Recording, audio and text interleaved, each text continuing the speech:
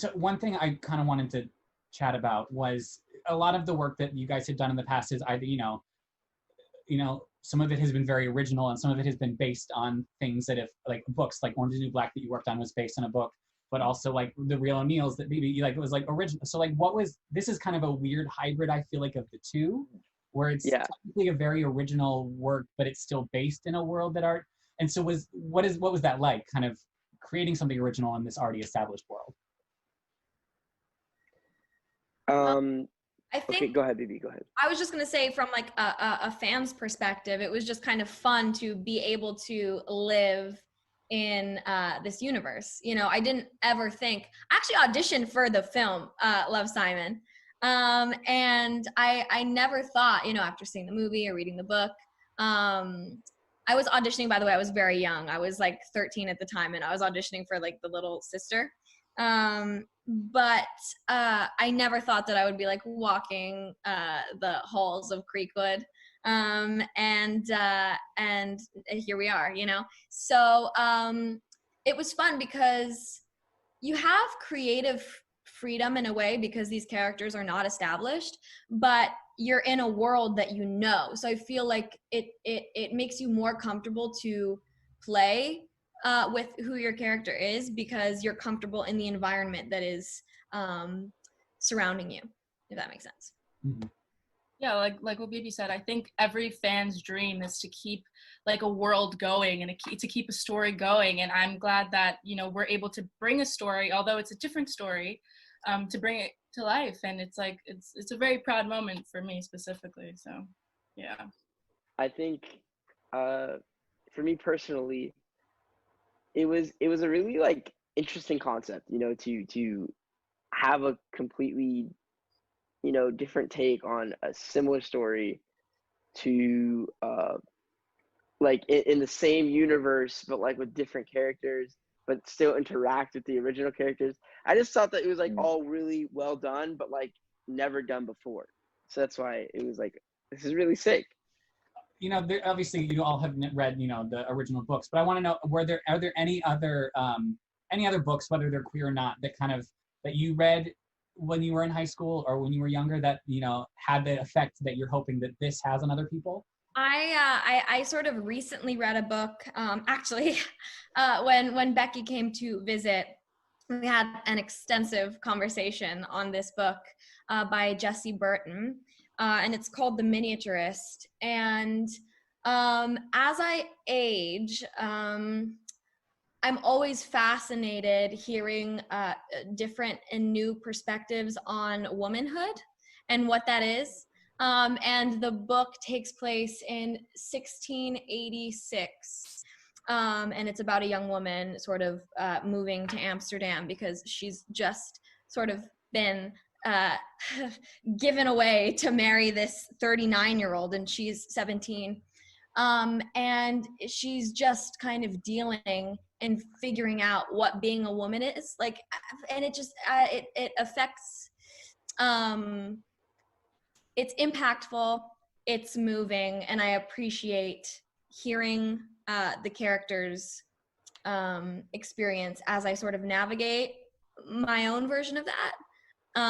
Obviously I'm not getting married to like a 39-year-old man or living in 1686, but like that's precisely why I find it so interesting.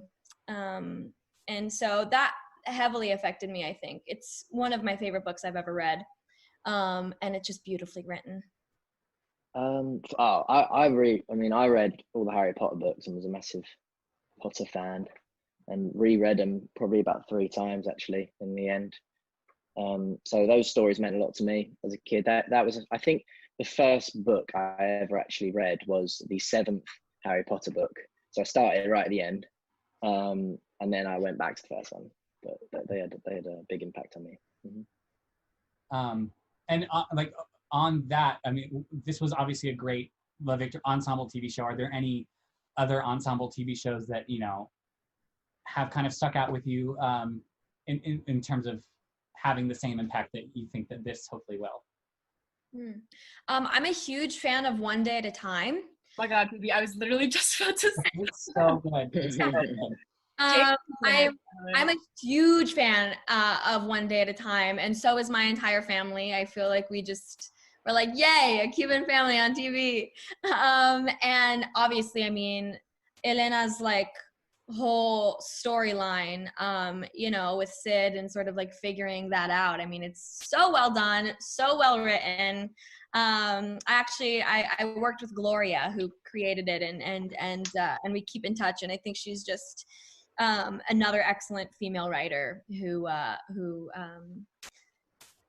she's so utterly talented and provides such perspective, as Michael was saying earlier. And I think that show is such a good also example of weaving in the intersectionalities of different people. So I'm glad that you brought that. I love that show. Exactly. Yeah, I should watch this. Sounds good. You need to. It's so great. and I think they're getting a new season somewhere. Because Yeah.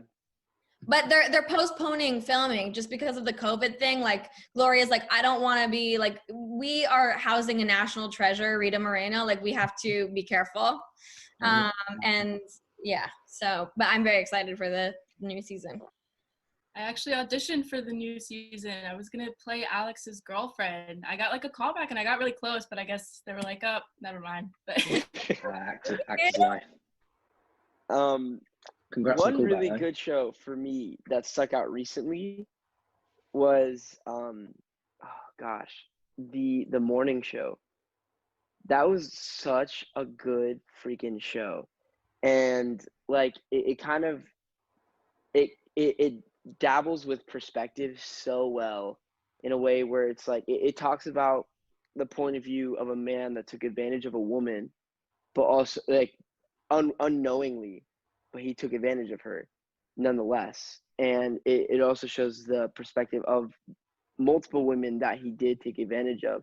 And so it was an amazing perspective to see, because, you know, when he comes into this realization of like, oh my gosh, I did do this to these women, he still has a hard time accepting it, because it's like, I mean, who wants to accept that you take advantage of women? And so I felt like that was like a really great show and kind of offers a lot of perspective to men who are possibly not the best people, to be honest. Coming back to, you know, Love Victor and Love Creekwood, what is one thing that you as either actors or just human beings are going to take from having worked on this show or having read, you know, this novella or read the book for the rest of your lives? What is one thing, you know, that you've learned or will take with you? I think the main message in it is really like acceptance and be yourself. I think that is really like the main message, and you know, accepting of yourself and accepting of others. And I think that's a great message to take away from it. I got a second George on that one, because definitely I feel like the overarching theme of our show and also Love Simon is just to be who you are authentically, and eventually you will find that being who you are, even if you wind up, you know, like hitting a couple bumps in the road on the way, is way more rewarding than trying to be someone that you're not. Right, and I think specifically for me, just not comparing myself to other people's stories or just lives in general. I feel like, especially when I was younger, I used to always compare myself to other people and like what they were doing with their life and what's going on, like, and why isn't my life the same, which I obviously shouldn't have been doing. So like everyone's saying, like acceptance and just like, you know, knowing that everybody's story is different. So I agree. And if we're talking from like a filming perspective, all of us were working a lot. So I definitely took some organizational skills away from the project that I didn't have before. So I value that as well. And then also, other than obviously everyone really enjoyed when Becky came to visit, but I'd love to hear just some other, you know, fun memories of, you know, working on the show, because I think so many people just love hearing about behind the scenes stuff. So I mean, were there any other fun, really memorable things that kind of happened while filming? Big Bear. I knew that was coming up. Big Bear. Big Bear. And It's David will be like, oh, of Yeah. course. One of the writers Oh my on the gosh, show. David! He's always like He being like, posted on my picture Big Bear, yesterday, Big like, Bear, because we spoke of about it course. so much. But yeah, But we we went That on was like a fun time. We went on a cast vacation to Big Bear, California, and we stayed in a cabin in the woods, and we just ran amok and hung out in the hot tub for a majority of the whole trip. And took Yeah. turns cooking. Yep, took turns cooking. You made your pasta. Oh my goodness, I miss Big Bear. I can You eat made a Big mess Bear in the trip kitchen right as now. well. Yeah, we did. We really messed up that kitchen, like real bad. Speak for yourself, man. Hey, listen. But it was like, yeah, there was so many great memories. There was like, the whole experience was amazing. I mean, personally, it was, you know, one of the best things I've ever been a part of, and yeah, it was great, and miss all the guys. For my curiosity, so they recreated basically Grady High School in California, because Grady High School is where they filmed Love Sign. So, because I literally was talking to a friend earlier today that was like, "This was filmed in Atlanta." I'm like, "No, it wasn't." He goes, "No, that's Grady High School," because I'm from Atlanta. That's where I, you know, so like when the movie came out, I was like, "Oh, that's all those places." So it's fascinating. So interesting. Yeah, I mean, that's one thing Becky was, you know, sort of surprised about when she came, because the big chunk of the high school is just built on a stage in Hollywood.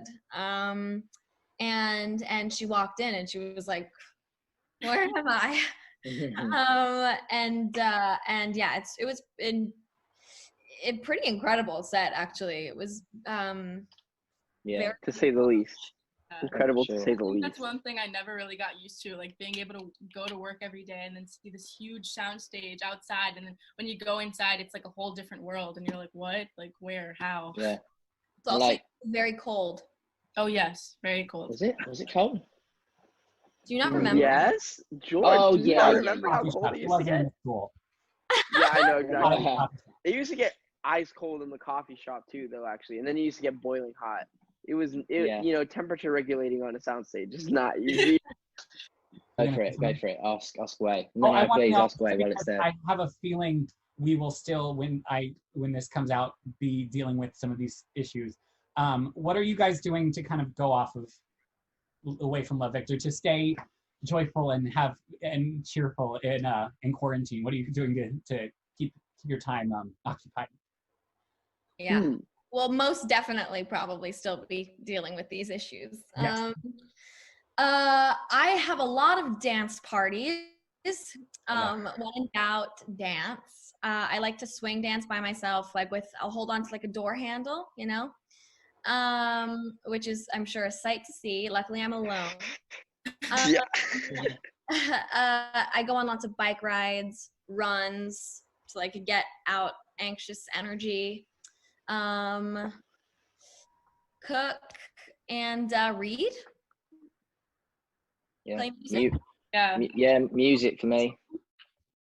Music, a lot of music. He's like, reading. I'm reading as well. I'm reading at the moment. I'm reading The Talented Mr. Ripley. So there you go. Music and reading. Being able to spend time with my family is really fun. I mean, we have like daily movie nights where we'll just pick a movie and just watch and like make snacks and make cookies and stuff. And I have my dog, so I like, you know, so love her. No, yeah, for me, I think it's been a lot of music. I've been trying to get into writing. It's very difficult. So just like doing like those sort of things, just like trying new things. And also spending time with my family. I got another dog, so because I have a problem. I have 4 animals. It's a problem of mine. One of them is sleeping on my bed. I'm gonna just grab her really quickly. As they kind of come into the screen. Oh, amazing! Here we go. Yep, there she is. There we go. This is Bean. That's Socks. Oh my Wow. That's Charlie. I need to go get So my Bean has cat. Socks. Okay, please go do it. I wish I had that. Look, she doesn't look very happy with me, but she loves me very much. I promise. This is the one that doesn't bite, right? Yeah, my other cat, Bagheera, bites me bad. Like she'll, Oh, I know. if you like pet her, she's like all cool for like 2 minutes, and then she just bites you like crazy and like scratches you. But I still love her very much. Hey, kitty. I love it. I love the animals. Well, I really, really appreciate you guys taking time to talk with me. Last thing, I know we talked a lot about kind of what you're hoping people take from the show, but like if there's just like 1 or 2 words, you know, if you could break it down to like 1 or 2 words, just what you hope this show brings people, and what would those be? Just to kind of take us off. Just 1 or 2 words. Love yourself. Comfort and joy. Empower and discover. Acceptance and love. I love that. Thank you guys so much. I really, really appreciate this. Thank you you. for having us. Goodbye. Thank you so much. Bye.